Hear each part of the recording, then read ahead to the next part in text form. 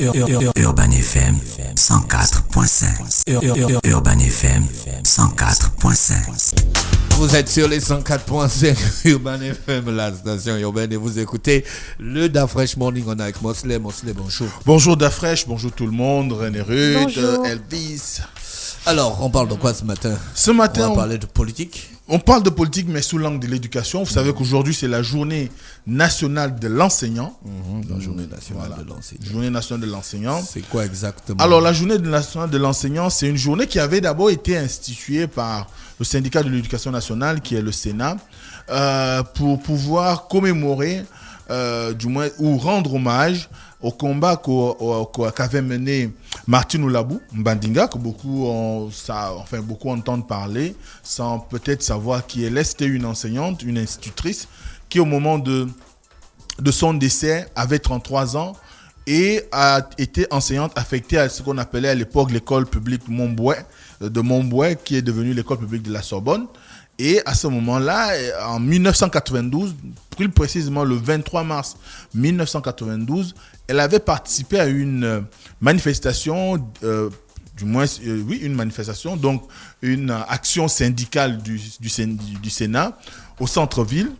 Et au petit matin, par rapport aux heures qui avaient été indiquées par les leaders de cette époque, elle a participé à la manifestation au centre-ville et à l'arrivée, ils ont été encadrés par une section ou une escadron de la police et malheureusement, il y a eu des tirs qui sont partis, des blessés et 2 personnes avaient été gravement touchés, ou comme on dit grièvement touchés, dont Martin Oulabou et un autre enseignant qui, malheureusement, malgré le fait qu'ils avaient été transportés très rapidement du côté de la clinique Chambrier, mais Martin Oulabou n'a pas survécu à ces blessures et est décédé. Donc, le Sénat, pour pouvoir garder sa mémoire vive, et l'idéal qui était le sien, notamment celui d'une école gabonaise de qualité, parce qu'il faut savoir que depuis 1990, sinon depuis 1989, le syndicat national d'éducation nationale s'est toujours engagé à pouvoir se battre ou à pouvoir faire en sorte qu'il y ait une amélioration substantielle des conditions de vie et de travail des enseignants. Et c'est dans ce cadre-là qu'en tant que syndicaliste et membre de ce syndicat, elle avait participé à cette manifestation. Donc le syndicat n'avait d'autre choix que de mettre en place une journée souvenir pour permettre à ce que l'ensemble de la communauté éducative se rappelle du sacrifice de cette dernière.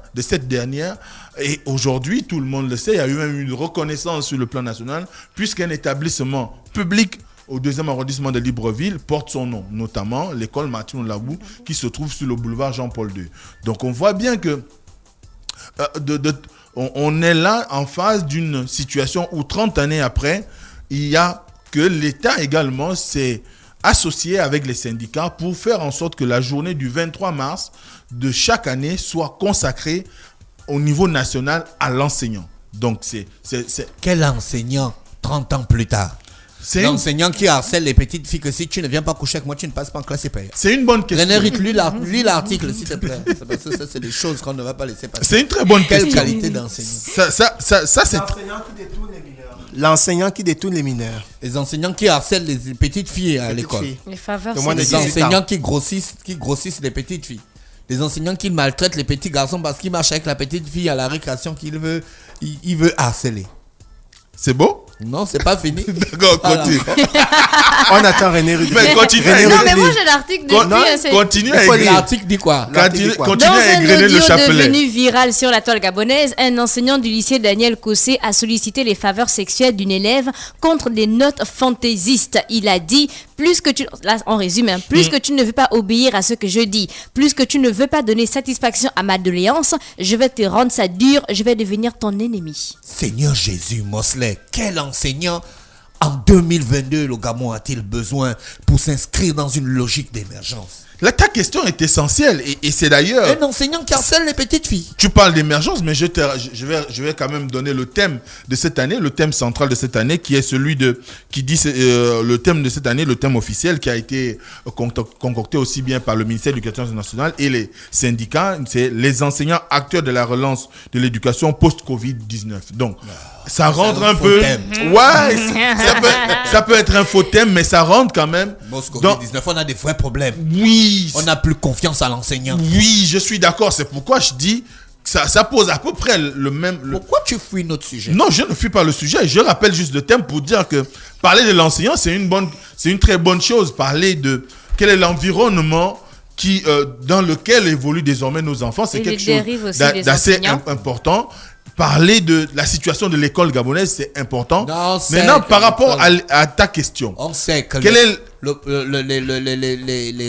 gouvernement lui-même reconnaît qu'il y a des petites lacunes en ce qui concerne la stratégie de développement de l'éducation, mais il y a beaucoup d'efforts qui ont aussi été faits. On sait que tu vas venir commencer à nous dire que oui, l'enseignant... On sait, on ne néglige pas ça, on sait. Mais pourquoi quand l'enseignant trouble l'ordre social, les autres enseignants... C'est quoi troubler l'ordre social pour l'enseignant? Mais ça, c'est un trouble. Par exemple, ça. Parce que ça, c'est ce qu'on sait. Ça, c'est ce qu'on sait. Ça, c'est ce qu'on a attrapé. Mais non, ce qu'on n'a pas attrapé aussi, il y a un problème. Et Dafra, j'ai une question. Est-ce qu'il n'y a pas c'est pas Mosley qui est responsable de ça. Faut pas venir pour lui. Non, par rapport au thème et par rapport à ce qui se passe là, parce que c'est pas maintenant là. On a eu plusieurs faits divers tu vas dans le même sens en allant dans le même sens. Tu vas dans le même Maintenant, sens que moi. ma question est de savoir, est-ce qu'il n'y a pas une loi où il n'y a pas un règlement au ministère de l'Éducation nationale qui interdit complètement à l'enseignant de coucher ou d'avoir une petite amie au sein de son établissement? Alors, est-ce qu'il n'y a pas quelque chose qui encadre ça en fait? C'est pourquoi je disais que c'était important de poser la question de savoir quel est l'enseignant dont on a besoin aujourd'hui au Gabon, en 2022 ou au 21e siècle. On a besoin d'enseignants intelligents. C'est essentiel. Cultivés. Responsables. Capables d'être aussi un éducateur. D'accord. Être un père. Comme à l'époque, à l'absence d'une éducation à la maison, les enseignants récupéraient l'éducation des enfants à l'école. Il y a beaucoup d'enseignants qui nous ont aidés. Quand on était dans la dérive, il y a des enseignants qui nous ont aidés. Moi, j'ai par exemple été aidé par un prof à Lambané qui s'appelait M. Bachirou, qui m'a restabilisé psychologiquement parce que j'étais un petit boucanier. On avait des enseignants comme M. Camara, M. Bétis, on avait des enseignants comme M. Marc, tu vois, qui nous prenaient comme des enfants. Mais aujourd'hui, on a des valeurs. Qui nous inculquaient des valeurs. Il te voit à la route, il te raconte des histoires, il te donne des conseils, même si tu n'es pas venu pour lui, même si tu passes dans tes choses, même si tu n'es pas en situation illicite, mais il te donne quand même 2 ou 3 petits conseils en passant. Oui, je suis d'accord avec toi. Mais voilà. Mais aujourd'hui, on a des prédateurs sexuels. Ça, c'est peut-être un aspect qui vivent en captivité. C'est un aspect que tu mets en exergue et qui est d'ailleurs déploré par l'ensemble de la communauté, commençant par moi. Oui. Mais ce qu'il faut dire, c'est qu'aujourd'hui, j'ai coutume de le dire, que l'éducation ou le monde de l'éducation, en termes d'éducation en ce qui concerne les enseignants, est à l'image de la société. Vous avez tout type de personnages aujourd'hui qui rentrent dans le secteur éducation. Et d'ailleurs, ça a toujours été le combat des syndicats pour faire en sorte qu'il y ait une certaine rigueur dans la formation des enseignants. Parce que tout part de la formation. L'enseignement, c'est pas un métier où on doit tout avoir, où on doit avoir n'importe qui, où tout le monde pourrait prétendre à se présenter devant les enfants. L'enseignement, c'est un métier suffisamment sensible, d'autant plus que nous sommes devant un public qu'on doit former pour non seulement faire en sorte qu'ils deviennent des hommes, ce dont tu as parlé, des hommes pour leur famille, pour leur communauté, mais également qu'ils soient des citoyens pour leur nation. Alors, à partir de là, l'enseignant qui est formé doit bénéficier d'un ensemble d'enseignements qui lui permettent de savoir quel est son rôle, quelle est sa responsabilité au sein de la communauté. Et alors, ce qu'il faut savoir, c'est que depuis 1990, il y a eu une dévaluation quand même assez importante dans la formation des enseignants, parce que simplement aujourd'hui, on a plusieurs formules pour intégrer l'éducation nationale. Vous avez la voie de concours, et c'est la voie la plus royale que possible, parce que quand vous passez par un concours pour aller soit à l'école normale supérieure de Libreville ou à l'école nationale des instituteurs de Libreville, vous avez un certain nombre de disciplines qui vous sont enseignées, qui rentrent en compte, du moins, qui rentrent dans le cadre non seulement des savoirs savants en ce qui concerne votre discipline, mais également dans le cadre des savoir-être et des savoir-faire. Entre autres, vous avez la psychopédagogie, vous avez la pédagogie elle-même, vous avez la docimologie qui est... Oui. La docimologie, qui est la science de l'évaluation. Il y a l'enseignement de l'éthique et de la morale qui sont prises en compte. Donc, toutes ces disciplines-là doivent permettre à l'enseignant de prendre corps avec, on va dire, son statut. Parce que l'enseignant, c'est quelqu'un d'assez important dans une communauté, dans une société. Il est, comme on le dit souvent, c'est le phare, c'est l'aiguilleur, c'est celui à partir duquel on s'inspire. Moi, j'entends souvent les enfants, du moins les parents d'élèves qui, à chaque fois qu'on parle de l'enseignant, ils te disent, plus important que la maîtresse ou le maître, chez un enfant, il n'y a pas. Parce que tout ce que le maître ou la maîtresse dit pour l'enfant, c'est une vérité. On n'a pas besoin de s'y opposer.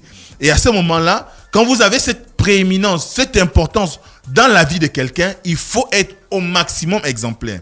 Et c'est dommage qu'on en soit arrivé à des situations où on a quand même un certain nombre de dérives qui sont condamnables, qui ne sont pas justifiées et qui mettent en lumière quand même un certain nombre de faits qui sont de nature à pouvoir repenser aujourd'hui la formation des enseignants. Et c'est la raison pour laquelle les syndicats se battent à chaque année pour rappeler à l'État, donc l'État gabonais, au gouvernement, qu'il est nécessaire que l'enseignant se recycle, qu'il est nécessaire que l'enseignant se forme. Parce que la formation, ce n'est pas seulement le jour où vous faites le concours pour entrer à l'ENES, pour pouvoir devenir enseignant, mais la formation, c'est tout au long de la carrière. Parce que quand vous allez en stage, c'est une occasion de vous rappeler quelle est votre responsabilité, quel est votre engagement. Il est en train de nous enfumer. Non, je ne vous enfume pas. Si tu veux déjà esquiver les premières questions qu'on t'a posées, là, non, tu ramènes déjà la responsabilité de l'État en macro. Non, je n'esquive pas. Un tournant. Dafresh, quand vous avez un enseignant qui n'est pas formé, qui n'est pas sorti d'une école où on prépare quelqu'un à tenir un établissement, donc à se tenir dans une classe, vous formez un loup. Un loup parce que il va dans l'improvisation. C'est pourquoi et dans cette improvisation-là, il va aussi regarder les petites. Mais il ramène les comportements du quartier parce qu'il n'a pas été formé, il n'a pas reçu des formations qui lui disent qu'il y a l'éthique et la déontologie. L'enseignant, c'est ça. L'enseignant doit être comme ci. L'enseignant doit être comme ça. Vis-à-vis de l'enfant, l'enseignant a une responsabilité. Il se transforme en éducateur, en père parfois, parce que de temps en temps, on remplace les parents, puisqu'aujourd'hui, les enseignants sont plus au quotidien avec les parents que les parents avec les enfants que les parents. Donc à ce moment-là, ils jouent le rôle d'enfant. Ce dont on parle d'Afresh, moi j'ai même des enseignants qui ont été des confidents d'un certain nombre d'élèves, parce que les difficultés qu'ils avaient à la maison, ils venaient se confier à l'enseignant et l'enseignant essayait de trouver des réponses à ces problèmes-là. Moi j'ai bénéficié de l'encadrement aussi, mais j'étais même encore en primaire, d'un excellent enseignant qui est décédé malheureusement, Zambo Bonaventure. Ce monsieur-là, c'était le premier à me dire que intelligent, c'est pas tout. Il ne suffit pas d'être intelligent, mais il faut aussi avoir le comportement qui va avec. Donc, j'ai retenu ça jusqu'à aujourd'hui, à telle enseigne que, quand je suis aussi dans les salles de classe, je dis la même chose à mes élèves, que être intelligent ne suffit pas. Le talent seul ne suffit pas. Le talent s'accompagne d'un certain nombre d'attitudes, d'un certain nombre de comportements, d'une responsabilité, d'une discipline. Mais si vous n'avez pas eu la possibilité d'aller dans une école où on vous met devant le fait accompli en vous disant, quand vous êtes enseignant, c'est vrai que dans un environnement où il y a des personnes, forcément, il y a ce genre d'attitudes qui peuvent se révéler parce que le fait qu'on soit entassés ensemble à longueur de semaine, à longueur de mois, de l'année, on est toujours tenté à se dire, bon, c'est une belle demoiselle, je pourrais aller vers elle. Mais en réalité, on ne verra pas, lorsque vous allez vers cette jeune dame, l'homme, on verra l'enseignant. Parce que peu importe la relation que tu peux avoir, la plus saine que possible avec une élève, ce qui vient à l'esprit de ceux qui vous regardent, c'est qu'il a abusé de son statut d'enseignant pour être avec elle. Donc à ce moment-là, il faut faire attention. Mais pour savoir que c'est un risque que tu prends, il faut avoir bénéficié d'un encadrement au niveau des écoles qui te rappelle ta responsabilité vis-à-vis de l'élève, mais vis-à-vis également de la nation. Parce qu'on oublie ça. On a une responsabilité vis-à-vis de la nation parce qu'on forme des pupilles de la République. Comme dirait quelqu'un, on forme des citoyens de demain. Donc, il y a besoin que tout le long de sa carrière, on ramène l'enseignant dans ces notions-là de déontologie, d'éthique, pour que ce dernier ne puisse pas devenir le bourreau ou qu'il ne perd pas de vue la responsabilité qui est la sienne au sein de la communauté, celle de pouvoir guider les enfants vers l'ascension sociale, mais également vers, on va dire, la construction du citoyen. Donc, c'est autant de paramètres qui font qu'aujourd'hui, c'est vrai, quand on voit ce genre d'attitude où un enseignant qui se retrouve dans un lycée, dans une commune du Gabon, menace une élève de la faire redoubler, de la faire tripler ou de faire en sorte que sa vie devienne un enfer, c'est contre l'éthique, c'est contre la morale, c'est contre la déontologie même du métier d'enseignant, parce que l'enseignant est d'abord un encadreur, un éducateur, quelqu'un qui est là pour amener l'enfant vers le succès et non l'amener vers les méandres que nous ne pouvons pas mesurer. Donc, c'est autant d'éléments qui font qu'aujourd'hui, quand on célèbre cette journée, c'est non seulement l'occasion pour les autorités de rappeler à l'enseignant quelle est sa responsabilité au sein de la communauté, mais également pour les syndicats de faire en sorte que les enseignants comprennent quelle est leur utilité. Quels sont leurs droits et leurs devoirs. Parce que c'est vrai, à chaque fois qu'il y a des mouvements liés au syndicalisme au Gabon, on rappelle toujours les droits des enseignants, alors que ce dernier a également des devoirs. Mais à la journée nationale de l'enseignant, c'est l'occasion pour les syndicats à chaque fois de leur rappeler quels sont leurs droits et leurs devoirs. Parce que nous vivons dans une communauté qui est régie par des normes, qui est régie par des lois, et à ce titre-là, on ne peut pas avoir que des droits, mais on a aussi des devoirs. Donc, à ce moment-là, cette année est d'autant plus particulière parce que nous sommes dans une situation où il y a eu une grève engagée par la coalition Sénat-Konasisen, 5 mois de grève, dont là nous sommes, on va dire 7 mois de grève parce qu'il y a eu 2 mois de suspension. Il est évident que le 26, comme cela avait été indiqué au moment de la suspension en février de la grève, le 26 mars, il va y avoir une assemblée générale au cours de laquelle certainement il faudra décider soit de la poursuite ou de l'arrêt définitif de la grève. Mais n'empêche que cette année a quand même été difficile parce que 5 mois de grève, c'est un nombre incalculable d'heures qu'on ne pourra pas rattraper, que les élèves ont perdu, que la République a perdu, mais surtout qui a mis à mal le système éducatif. Parce que les enseignants qui sont repartis dans les classes, les classes qu'ils ont ne vont pas rattraper forcément les heures qui avaient été affectées au départ. Donc à ce moment-là, il faudrait qu'aujourd'hui, il y ait une réflexion qui va dans le sens de pouvoir créer un environnement propice à la communication, à la discussion, au dialogue entre les syndicats et les autorités pour permettre à ce que non seulement l'État n'empathise pas des grèves ou que les enfants ne soient pas plus ou moins prisonniers des grèves. Parce qu'en réalité, il y a qu'aujourd'hui, quoi qu'on en dise, à la fin, quand on fait le décompte, les premières personnes à être pénalisées par un mouvement de grève sont les élèves. Parce qu'à la fin de l'année, ils n'auront pas accumuler le nombre de savoirs qui devait leur être transmis. Donc à ce moment-là, il est nécessaire aujourd'hui qu'il y ait un cadre qui permet aux enseignants, qui permet à l'État de pouvoir discuter on va dire, de façon décomplexée et permettre à ce que les enseignants puissent trouver également des réponses à leurs revendications parce que l'environnement socio-professionnel aujourd'hui dans l'éducation nationale est quand même assez, on va dire, contraignant, assez difficile parce que vous évoluez dans des milieux où les écoles ne sont pas adaptées aux normes dites du 21e siècle, aux normes modernes. Les gens font un peu dans le système D, dans un bon nombre d'établissements à travers le Gabon.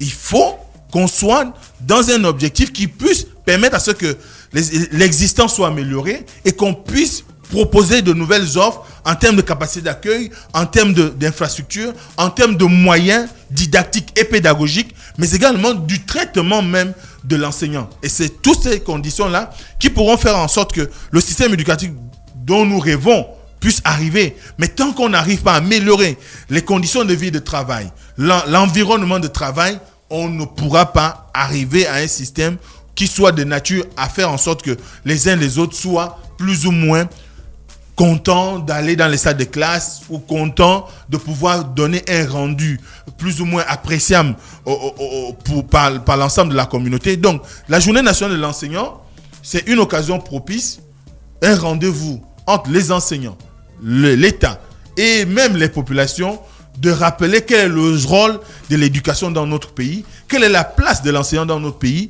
quel est l'avenir que nous promettons pour notre pays en ce qui concerne la formation des jeunes citoyens, parce qu'un pays ne peut pas se développer. Nous parlons de l'émergence dans notre pays, mais on ne peut pas être émergent si on n'engage pas d'énormes moyens dans le système éducatif, si on ne le rend pas performant, s'il n'est pas dynamique, parce que qui dit système éducatif dit la recherche scientifique, parce que ce sont ceux qui sont dans les établissements, que ça soit primaire, secondaire, université, ce sont eux qui sont quand même la cheville ouvrière qui permet d'arriver à l'innovation technologique, d'arriver à des recherches qui sont capables de faire en sorte que le Gabon soit compétitif et que nous puissions trouver des solutions endogènes propres à notre pays pour notre développement. On a besoin aujourd'hui que notre pays se développe, mais il ne peut pas se développer si l'enseignant, qui est aussi chercheur entre autres, se retrouve à la marge de la construction du pays. Donc il faut mettre en place des canevas, des moyens et permettre à ce que cet enseignant-là puisse évoluer dans un environnement. Il faut aussi qu'on empêche l'enseignant d'attaquer les petites filles à l'école. Merci, c'est tout ça. C'est tout ça. Avec nous ce matin sur les Bosley, pour toi, c'est quoi la sanction de cet enseignant-là? Merci à tous les auditeurs. Non, il y a une procédure. Non, la question c'est ça. L'horoscope des auditeurs, merci. Chers auditeurs, Urban FM 104.5.